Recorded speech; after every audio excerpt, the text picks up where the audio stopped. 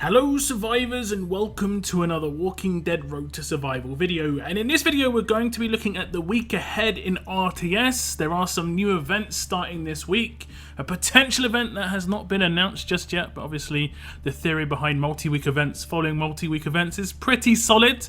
And we also have some more news surrounding War of Champions 4 and a new transfer period opening up, so you have got another chance to transfer regions if you so wish, to get out of Wave 1 or get into it if you want to compete. And that's where we're going to start things off, which is the War of Champions 4 information and dates. We're going to just quickly scroll through the basic information, and it does say, as you know from our recent announcements, which I did cover before, War of Champions 4 is coming. It was very small news. It was basically like, guys, War of Champions 4 was coming in November sometime. They didn't announce how it was going to work. I assumed that qualifiers were going to start in November, but it's not going to be the case. We're pleased to announce that the event will be running from November the 13th through to November the 15th, and that is the actual War of Champions itself. Check out the full timetable of events below, and you can see here's the full timetable, including transfers opening. All Wave 1A and 1B regions will open for inbound and outbound transfers on the 5th of October. All Wave 2 regions will be opened for outbound transfers only. Additional notes are as follows. Faction events with faction locking will be running intermittently between these dates, so be very careful. So if you do want to transfer, you have to kind of transfer in the gaps, basically. Region transfers will be entirely closed for the duration of the qualifiers, so be sure you've transferred to the correct place before qualifiers begin. And it looks like the first qualifier is going to be on the 16th of October, and it will be for all 1A regions.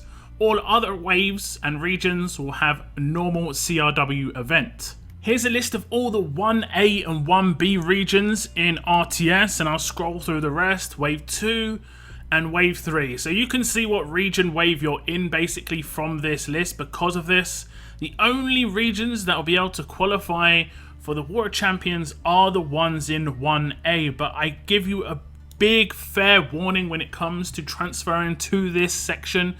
When you transfer to 1A, you can never transfer out of Wave 1 again. You can't go back to Wave 2 or to Wave 3. You have to go to Wave 1B if you no longer want to compete in War of Champions or qualifiers in the future. But both Wave 1A and 1B have the heaviest spenders in the game. So if you're someone who doesn't have the best teams, you're still using majority 5 stars and 6 stars, and you don't have many S-class characters or good weapons, you're going to be really up against it in these regions. And in terms of just trying to keep your enjoyability high, I would stick in Wave 2 and Wave 3 until you get up to a certain standard of play before you want to transfer into these sort of regions. Until your faction is competing at highest level in Wave 2 and Wave 3, you're generally not going to be ready for Wave 1A, if I'm honest. Then it is also announced that there is going to be a second qualifier on the 30th of October, and that will be again for all 1A regions. Again, all other waves and regions will receive normal CRW. And then November the 9th at 12 PM Pacific time to November the 13th at 12 PM Pacific time, region transfers will open for qualified players to enter the War of Champions region. And that is this region right here. It generally remains the same region every single time. And basically you get to transfer to this region, and it's just a weekend war between all the factions that qualified.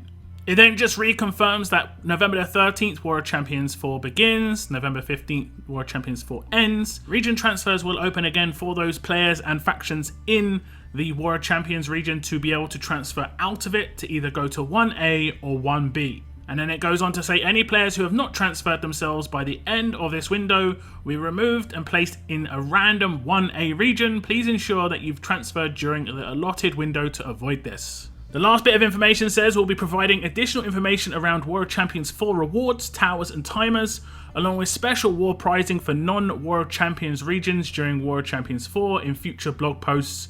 Keep an eye out for that in the near future. Best of luck to all survivors participating in the qualification events.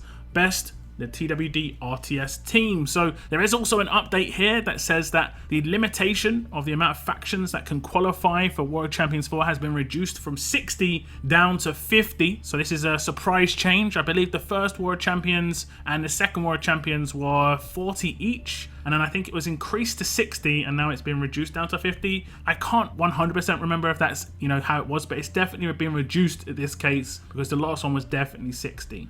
So that's the World Champions news, a bit closer than I think many would have expected. So gear up and get ready. I think a bit more of an early announcement would be appreciated. I think giving you a month to prepare or 2 months to prepare for qualifiers would actually be pretty nice personally, but I guess they kind of want to do it so that you have to rush, prepare yourselves into getting into sort of ship shape. There's 4 or 5 more promos to come between now and World Champions, and I guess those ones could really make the difference. We'll have to wait and see.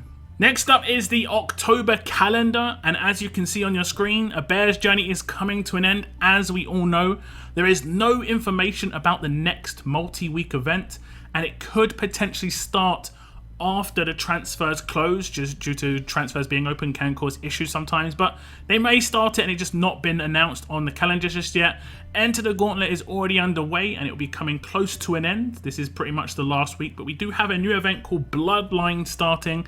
It is only an 11-day event, and we do have these short-term events quite regularly now, seemingly 2 or 3 going on pretty much at the same time. And lastly, we have the Roadathon, which is a survival road tournament, and they seem to be doing this every single league season now, where the last week of leagues is a Roadathon event with no war. We would normally have the war at the end of this week, but it's just going to be pure Roadathon. And while I don't like this personally, the rewards haven't been too bad from the Roadathon event. It's just been a nice little bonus a lot of the time. You can accumulate like items, you can see these sort of gears or something basically in the 3 survival road tournaments down the bottom, and you collect the items in those to go towards like a collection to hand in for like trainers and stuff like that. We'll have to wait and see for the full announcement.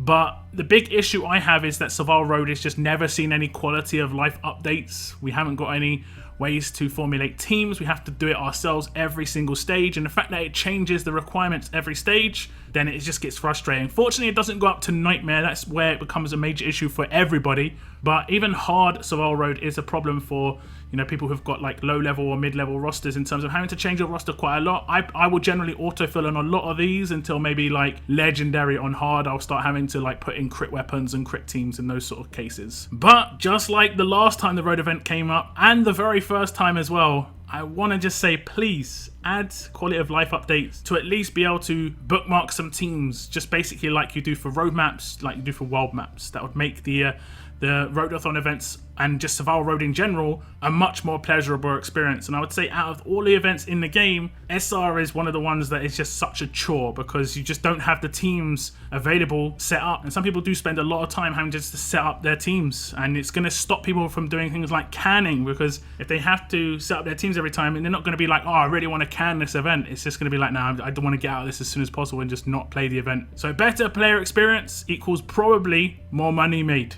Hopefully I'm speaking Scopely's language here, but I guess we'll have to wait and see. It has been 3 months and still no quality of life updates since the last Roadathon, so, well, your guess is as good as mine, guys. Now, with the Bear's Journey event coming to an end, we have got the potential of a new character coming to the game with the next multi-week event. That's seemingly how it has gone. You see the characters on the right-hand side here. These were all multi-week events this year. All these characters were available except Kenny was not in this list because he was not a card drop character. Just like Brutus, I don't think will ever be available again because he was not a card drop character. He was just a claim.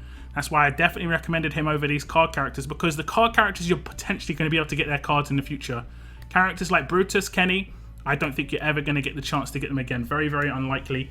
And I think we're going to get another card drop character, because the quality of Kenny and the quality of Brutus was extremely high. The quality of these 5 characters is a lot less. They have some usages. Dr. Stevens has been pretty decent from what I've seen on Jackie defense teams. Lily's a pretty useful leader for people who do struggle against peak teams.